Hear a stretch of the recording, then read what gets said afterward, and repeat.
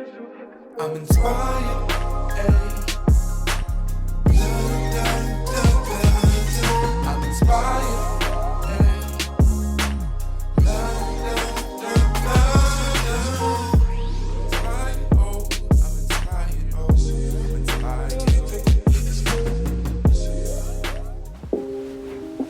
What's going on?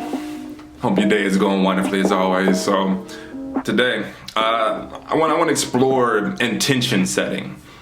This is something that I've been working on for years in my own life, and I've seen it pan out in ways that when I set an intention, it never comes through. It's because I didn't really set an intention. I thought I set an intention, but I didn't really set an intention. And then there's been times in my life where I actually set an intention, and I set a strong intention, and things have come through quickly, very quickly. And so I want to explore this with you all today and share with you how I set intentions and how the things that I've learned recently have made things come through really quickly. So the first thing I want to talk about, and I'll be talking about this on a lot of videos, but I'm gonna make it brief in this one because I have so many other videos talking about it. But number one is the place you're coming from, your state of being. State of being is number one. How are you identifying in your beingness?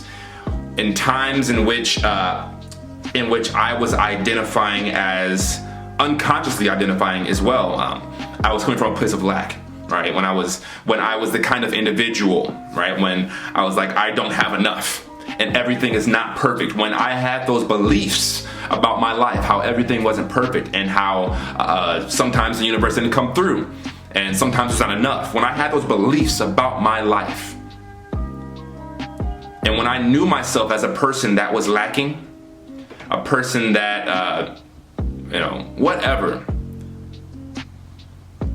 my intentions would fall through. But when I shifted my intention, my state of being, when I shifted my state of being into a being in which I'm abundant and I am in alignment with God. When I shifted my internal identity and I took it away from all my stuff, all my past, all of Gordon's story, and when I stopped making it about me and I redirected my attention to the deepest part of me, that pure soul, that diamond, that beautiful diamond that's within all of us, when I began to identify with that more, with love, with love, to make it simple, when I began to know myself as love, my intentions exponentially grew in strength and force and magnitude and magnetism. My intentions were received and reflected back to me when I was coming from a place of love versus fear. I was trying to describe the first state of being earlier and I couldn't think of anything. Fear. Love, when the beingness inside is based on love, when the beingness inside has a foundation that is fear-based, your intentions will not come through the way you'd like them, at least in my experience.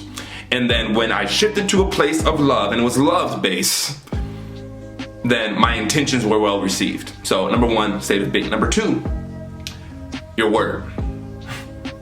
Your word. Words. You ever heard somebody say that we speak things into existence? Whatever you speak, at first there was a word. That's all there was just a word at first, right? So when you speak things into existence, they manifest. When we're born, when we're first conceived, when we're first created as an embryo, I found this out like a few weeks ago. It was really cool to me. When we're first conceived, the first thing that pops up is a heart. Boom, state of being, love, heart, right? The second thing that comes up is a vocal cord and a tongue. Those are the first two things that are created in the human being as an embryo. Heart, you're given a heart, and you're given a voice. And so I thought that was beautiful. Shout out to my boy Sterling for sharing that with me. But So I found this really interesting in, why is it that when I would speak things into existence, and sometimes, why is it that when I would speak something into existence, sometimes it would fall on deaf ears and it not be received and nothing change? And why is it that sometimes when I would speak something into existence that it'll create very quickly in a very resourceful way? What's the difference?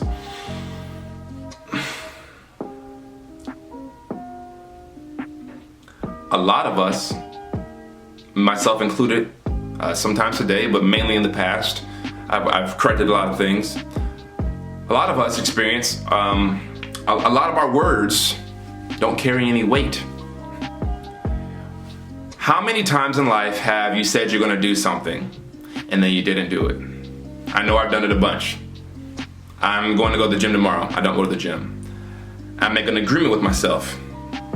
I don't keep my word. It's basically what I'm getting at. How many times have you not kept your word? Well, when that happens repeatedly, a trust with the self is diluted.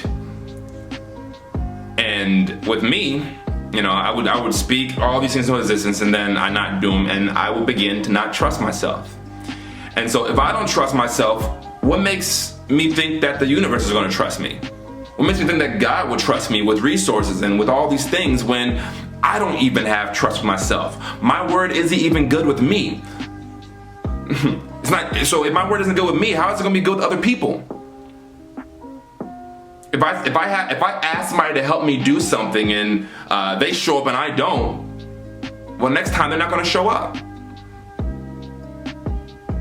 The word becomes meaningless when it's not backed up. And the agreement, the commitment that comes with the word, word is it's a big power. The ability to speak something into existence. And so what do they always say? With great power comes great responsibility. And so when I speak something into existence, I am now responsible for that word that I just spoke into existence. And so I better show up for that word. And if I don't, the word and I are not going to have a great relationship in the future. And it would make it very difficult for me to speak things into existence because our word doesn't carry any weight. And so, number 2 thing, when it comes to setting intentions, is clear up your relationship with your word. I'm not going to get into all that now. If you want to hit me up for a free expression session, we can dive deeper into it with your individual experience. But that's a long talk right there about how to clear up broken agreements between you and your word and other people, and it can be a mess. And the third and final thing is, of course, the action. But here's the thing. When the state of being is not correct, but when the state of a being is in alignment, the words happen automatically. The words are inspired. The actions are inspired. And so at this point, number 3, it's really just about allowing. And with allowing comes a great need to trust. But at the end of the day, to wrap it up with intention, the last little phase of it, in my experience, is allowing, relaxing. Relax, bro. Relax. God got you. The universe got you. You're good. Earth got you. People got you. You got you. So relax. And know it's on its way. Know it's been heard. You trust it. If your word is good and your state of being is in alignment, what is there to worry about? Relax. It's that simple.